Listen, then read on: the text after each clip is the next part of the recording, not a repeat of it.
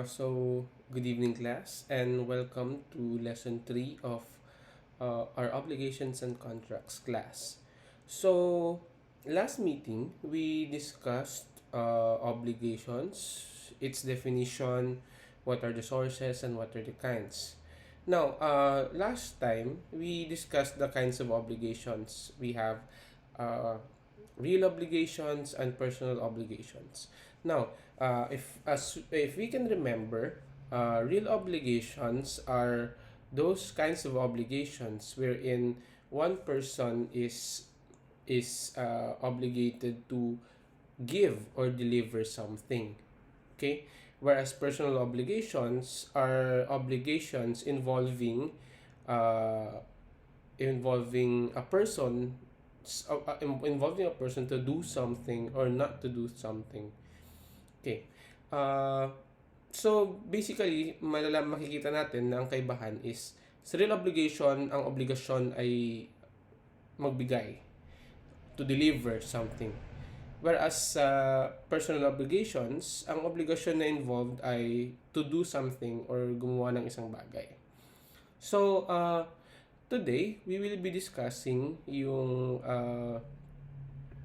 what real obligations are and what do we mean when we say an obligation to deliver a specific thing and an obligation to deliver a generic thing, and what are the respective remedies kapag hindi na fulfill itong obligation na ito.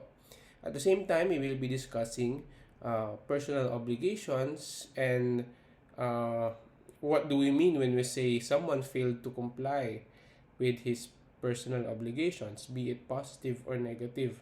And later on, discuss din yung remedies available in case na hindi na fulfill yung obligation. So, let's go to real obligations. Again, when we say real obligations, it is the obligation to give. Okay? So, obligation to give or real obligations can be further divided into two kinds of obligations, be it an obligation to deliver a specific thing or a generic thing. Siguro naman madali na lang sigurong isipin kung ano ang specific at generic, ano. Pero let's just say when we say specific, you are pertaining to you are pertaining to just one and the same. I mean, you are pertaining to just one thing, one specific thing, and not anything else. Whereas when we say generic thing, you are referring to a group of things na may similar characteristics. For example, if I say na I will give you my pig, well, aling pig? Which one? So, basically, I can give you any pig. So, in that sense, it is a generic thing because we're referring to all pigs, basically. Pero if we're referring to, for example, ibibigay ko sa'yo yung baboy ko na may balat sa kaliwang paa at walang isang kuko. Well, that makes it a narrower description, ano, and more likely you are pertaining to just one pig at not everything else na pagmamayari ng isang tao. So, that makes it a specific thing. Now, there is a difference kasi in the treatment of real obligations when it comes to specific things and generic things. Kapag if we are pertaining to obligation to give a a specific thing, there are several undertakings that you need to do. Maraming sinasabi ang batas na kailangan mong gawin if you are to deliver a specific thing. Now, let's take for example this phone. Okay? The obligation is to deliver this exact phone that makes it specific. Itong phone lang na ito. And nothing else. It can't be substituted kasi ito lang naman ang hinihingi. So, Ito lang naman ang subject ng contract. So, what should, if I were to deliver this specific thing, what other things are included? Una, uh, what other undertakings should I do? Una, to deliver this thing itself. Uh, itong phone na to, I need to deliver it to someone. Kasi ngayon nga yung obligation, that is the main obligation, to deliver this thing. Okay? Now, how should I, what if hindi ko pa siya na-deliver? What should I do? Well, I have to take care of it so it doesn't get lost. Okay? Another thing is to preserve this. Okay? Since natapos na ang transaction and natapos na ang bayaran for that matter, ang usapan, I need to preserve this phone with the diligence of a good father. Now, what does it mean when we say diligence of a good father? Well, it's a subjective term, pero when we say diligence of a good father, it's a diligence of a normal person over something. So, it's not diligence of a good mother because a mother is over caring, and you don't need that kind of diligence. That's just anecdotal, pero that if that analogy works for you. So you need to take care of this thing with the diligence of a good father na tinatawag natin. And also, other than delivering the thing itself and preserving it until it is delivered, you also need to deliver the fruits of this phone. Well, fruits may not be as apparent in this example, pero mamaya we will give different examples. Actually, we will also be discussing what fruits are.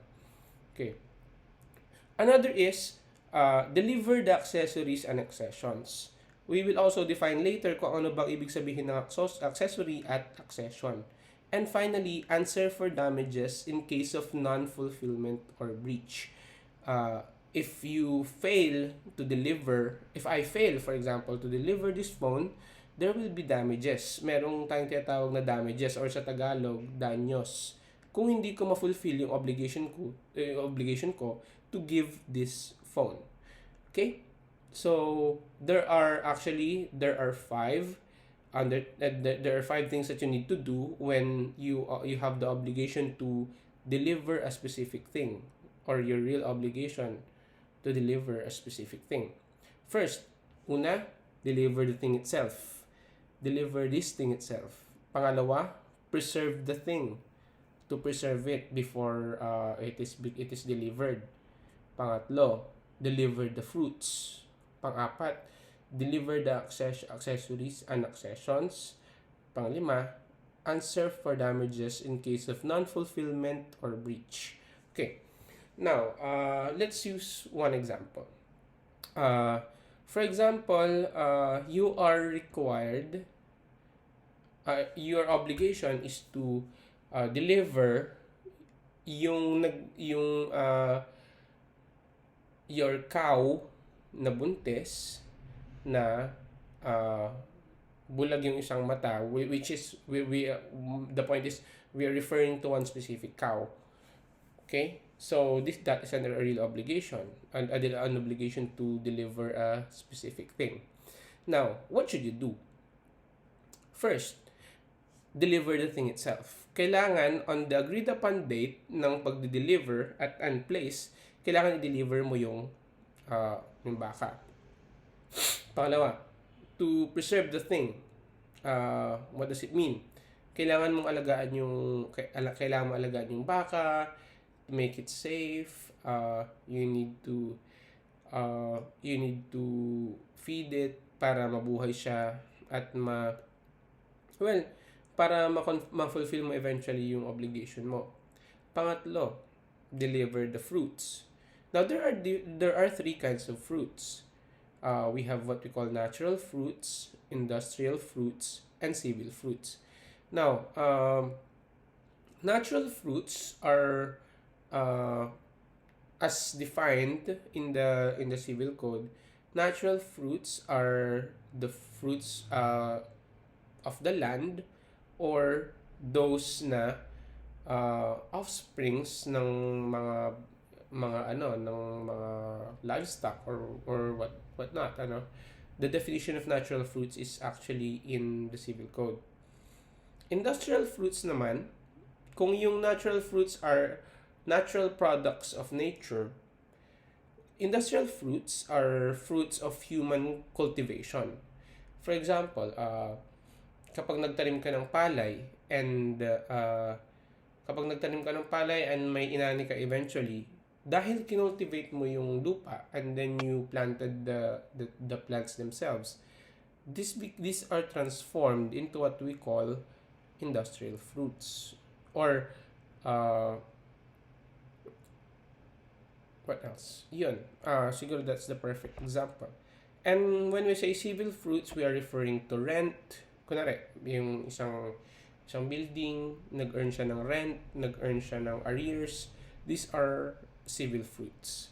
So those are the kinds of fruits. Now, a good test to determine whether a fruit is natural or industrial is, if there is human intervention, that is an industrial fruit.